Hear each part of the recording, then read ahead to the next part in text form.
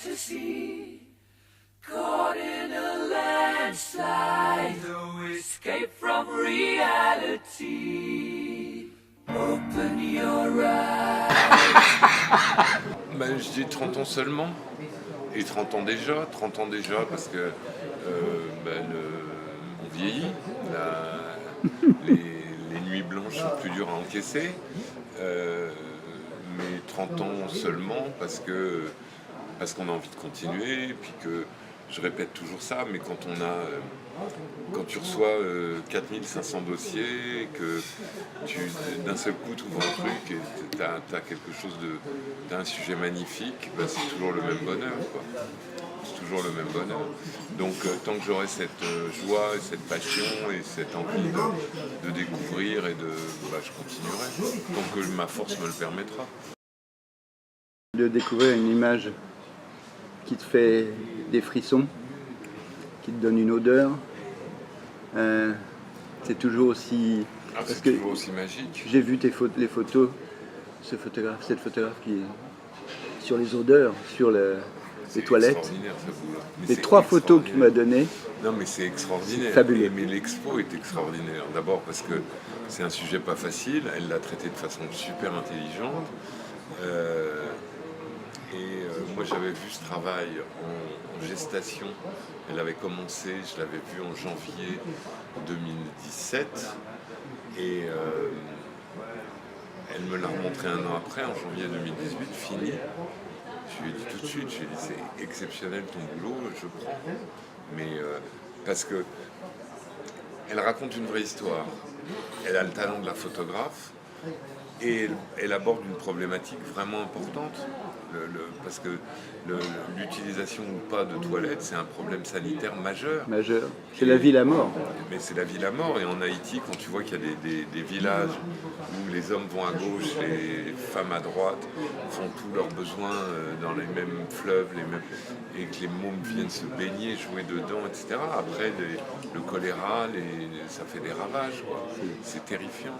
Et donc, c'est vrai que au début, quand j'ai dit on va faire une exposition sur les toilettes, tout le monde s'est marré, mais je peux te dire que moi j'ai pas rigolé longtemps parce que elle montre des réalités sur un sujet, justement, c'est ça qui est la force de ce sujet, c'est un travail,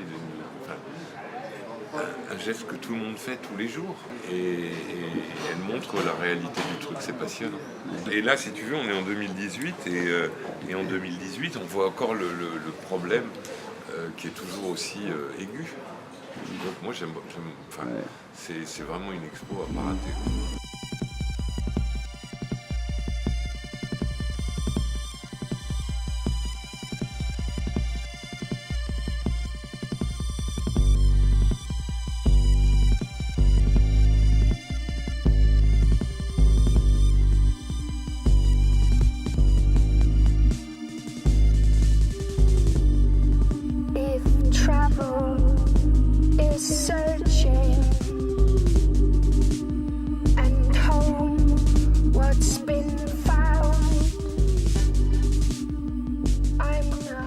Est-ce qu'il va venir? Non, il ne viendra pas, bien sûr que non. Parce qu'il y avait dans la presse pendant un moment... Mais ils l'ont fait croire parce que ça faisait du buzz, mais il ne peut pas venir, il a peur d'être extradé. Ses avocats lui ont dit qu'il ne fallait pas venir, évidemment.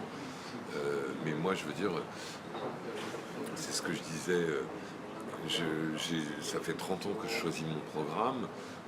Je ne me suis jamais fait dicter mon programme par qui que ce soit.